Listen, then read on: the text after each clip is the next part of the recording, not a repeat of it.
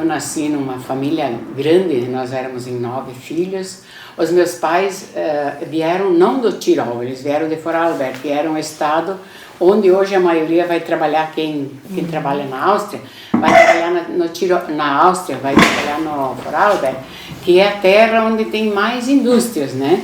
O Tirol tem mais turismo. E meus pais vieram de lá. Mas eles eram os únicos, a única família, o único casal que veio daquela família. Meu pai sabia que ia dar uma guerra, eles vieram antes da Segunda Guerra Mundial.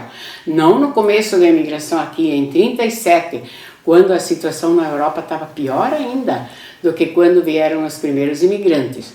O meu pai todo ano trocava de emprego, 3, 4 vezes de emprego, perdia emprego, fechavam, teve falência, fechavam as indústrias e tudo, né?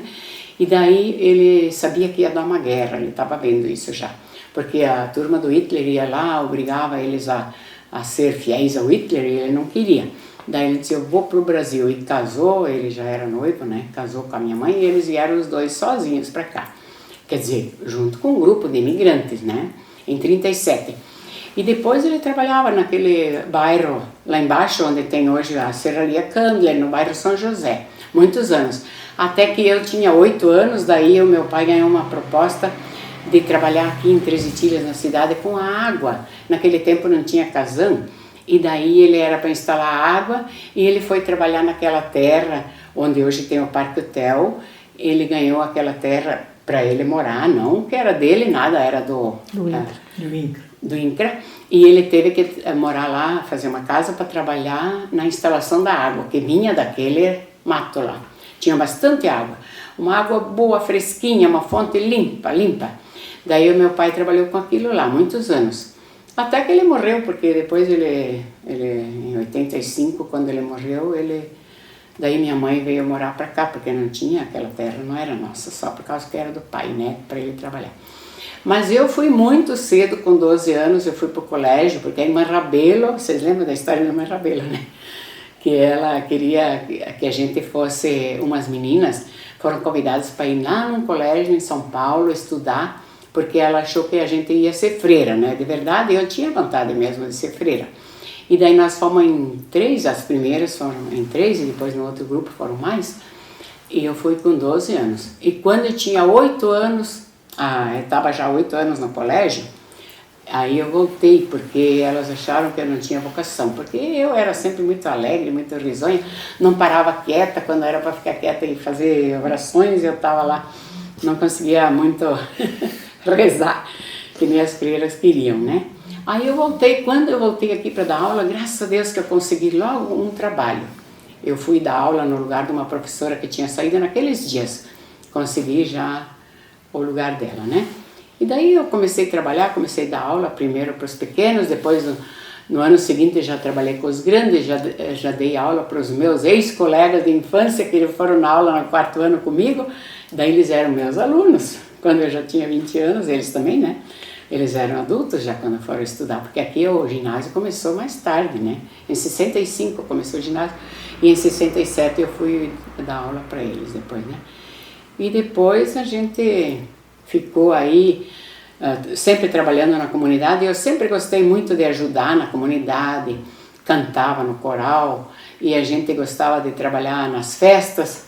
E quando veio o Padre King nos anos 70, bem no comecinho de 70, o Padre King, ele era da mesma terra que eram os nossos pais. Os meus pais eram de Vorarlberg, ele também era de lá. Então, ele, o Hermínio Felder, esses aí começaram a fazer uma comissão para trabalhar para o turismo. Eles disseram, para que nós aqui em Três Itilhas não podemos implantar o turismo, que faz tempo que tá uma cidadezinha começando a ficar bonita, e daí eles pensaram em fazer aqui o turismo.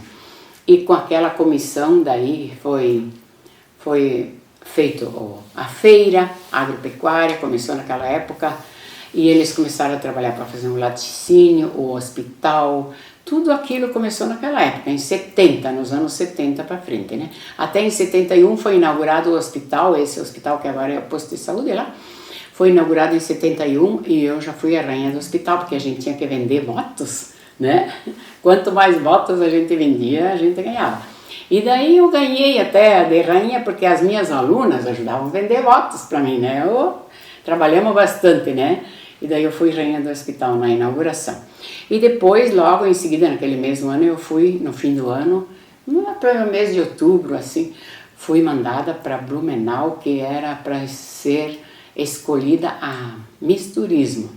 Aqui em Três Itilhas, eles também, aquela comissão, eles ficaram pensando quem que nós vamos mandar para Blumenau.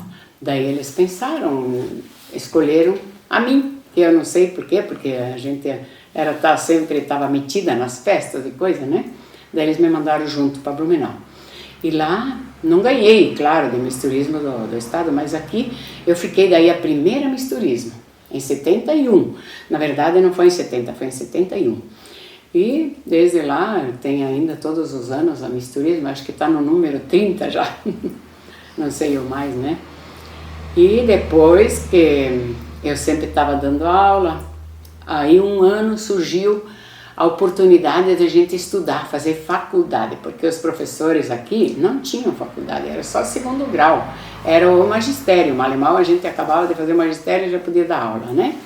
E até eu dei aula de técnicas agrícolas nos anos 70, tinha técnicas comerciais que uma outra amiga deu também, a gente fazia um cursinho de férias, sempre fizemos cursinho de férias.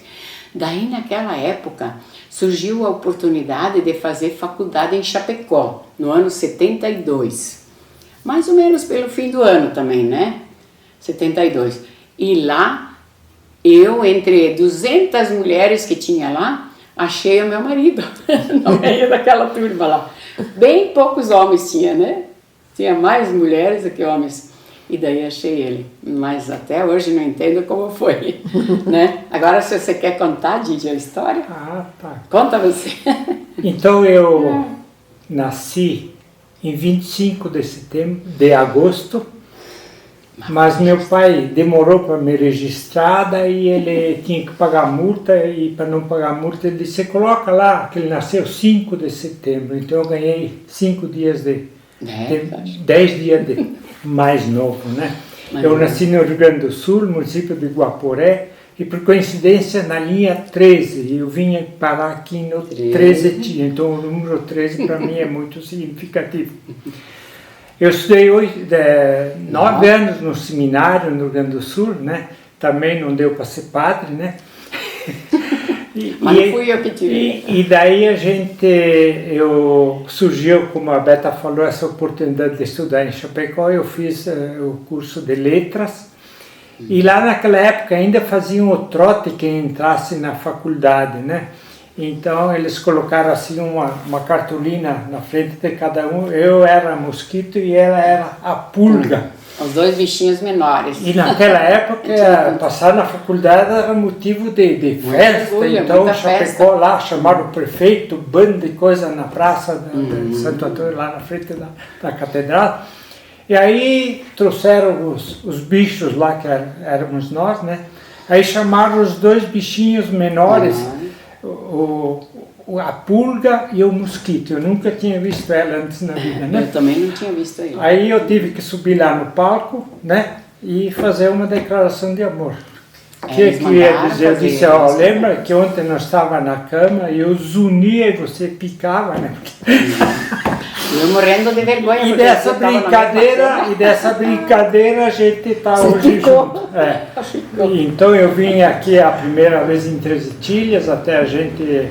ela arrumou um traje típico, a gente tem até uma foto de como a gente... De traje típico nós tínhamos. E hoje já fazem 47 anos e meio, como diz meu amigo, 47 anos de guerra dormindo com o inimigo, né? É brincadeira. E a guerra não acabou ainda, por sorte. Então, desde a primeira vez que eu vim para Três Itilhas, além de me apaixonar por ela, me apaixonei pela cidade. Aquela época ainda era uma pequena cidade, né? Não tinha calçamento, não tinha nada.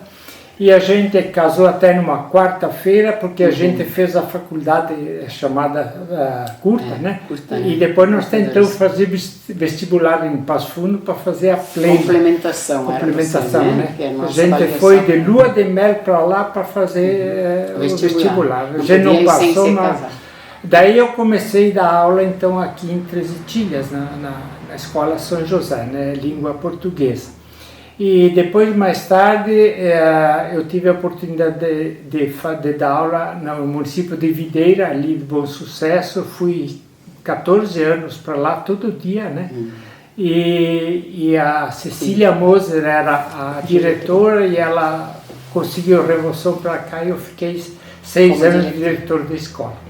Então foi uma luta assim que valeu a pena a gente estar aposentado, né? E conseguimos com esse dinheiro da escola construir a nossa casa, que não é lá aquela coisa, mas é bem confortável, um lugar bom para se morar. Além, quando estava assim dando aula, e como a cidade é turística, eu tive a ideia assim de fazer alguma coisa para o turista, né?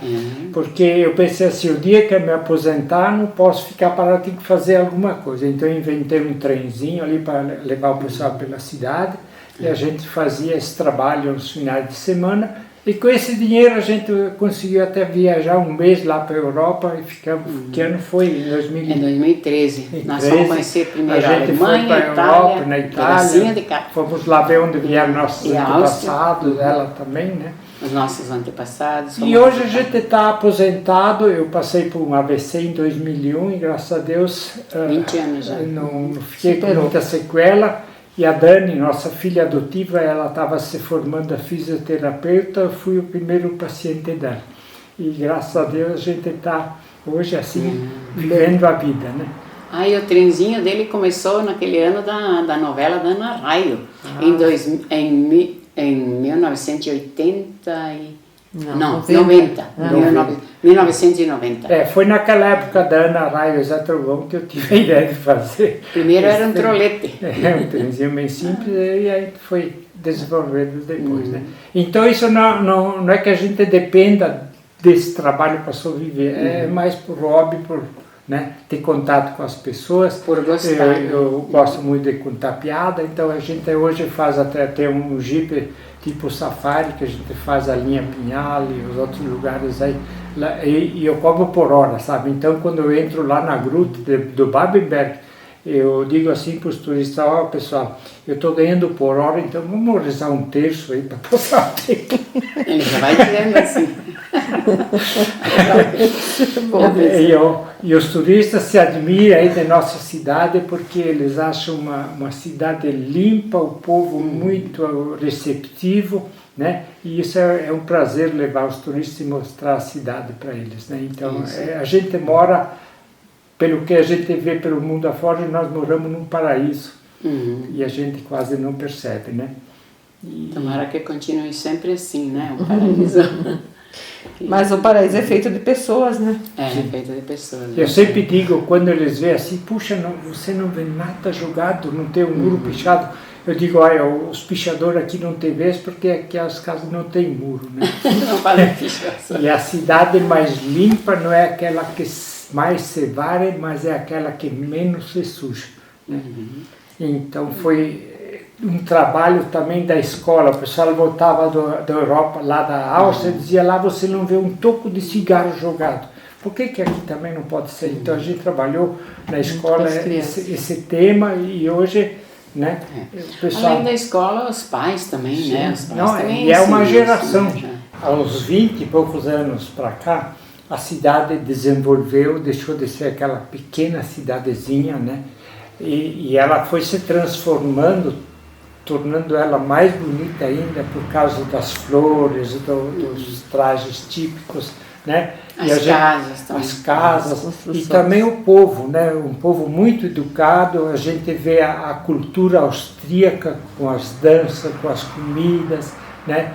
E eu, como sou italiano, né, a gente vê também a cultura italiana nas danças, nas comunidades de italianos. Sempre que eu vou lá para a linha Pinhala, lá eu falo meu dialeto italiano, porque a gente, se não fala, esquece, né? Tem os alemães e tal, né? Então a gente faz muita...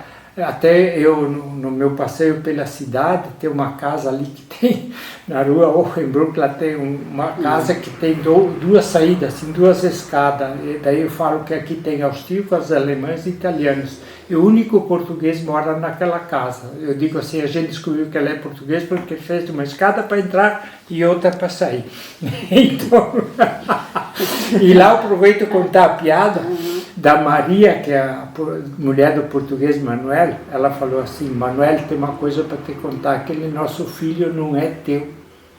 Ele pensou um pouco e disse, e nem teu não é.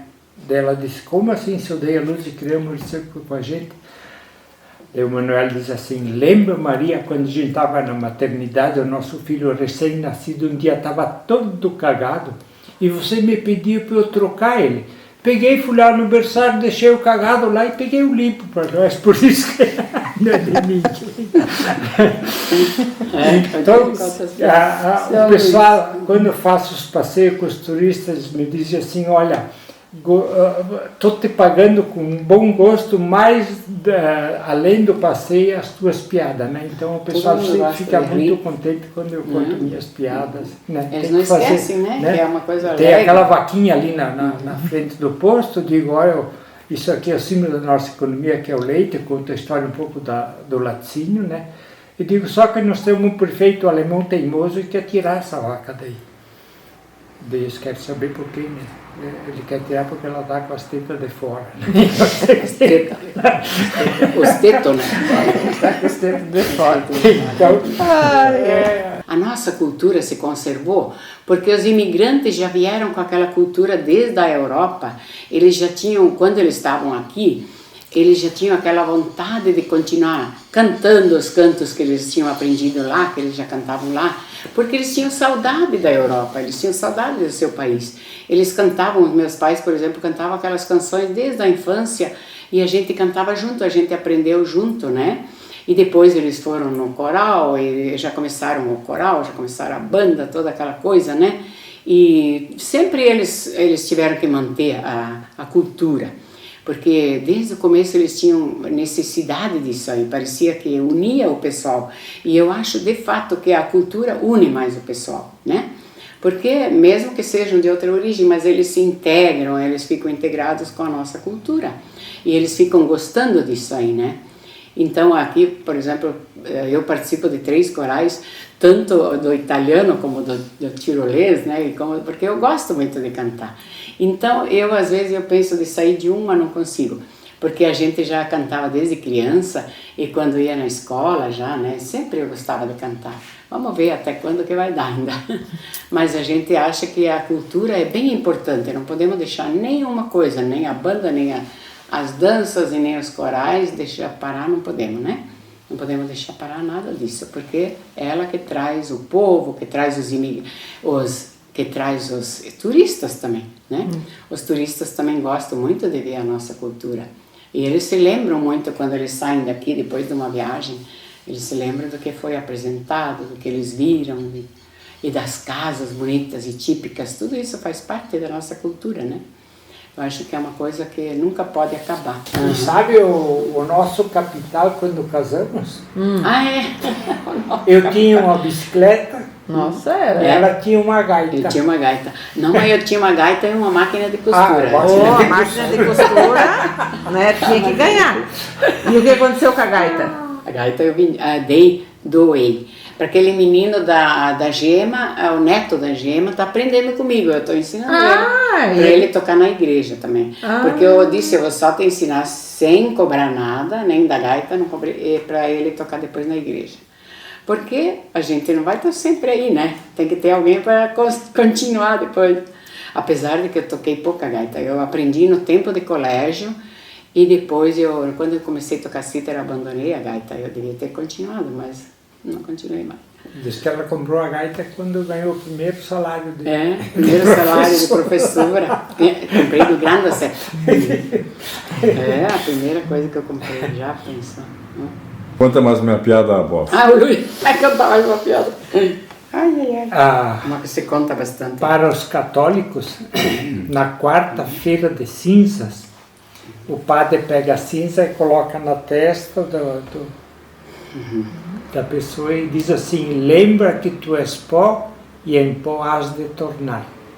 Como tinha muita gente, o padre pediu para o sacristão ajudar a distribuir a cinza. Daí o sacristão perguntou para o padre, o que eu falo? Tu pega a cinza e põe na cabeça e diz, lembra que tu és pó em pó has de terminar. 10 minutos depois o cara voltou lá de espada, eu esqueci como é que é mesmo. O padre repetiu para ele. No começo da missa o cara voltou lá de espada e eu esqueci de novo como é que é mesmo. Diz o padre, você é um cabeçudo, não aprende nunca. Daí começou a fila da cinza, o primeiro da fila o prefeito. O cara pegou a cinza, botou na testa do prefeito e disse, tu é um cabeçudo, não aprende nunca. Prefeito, ele falou.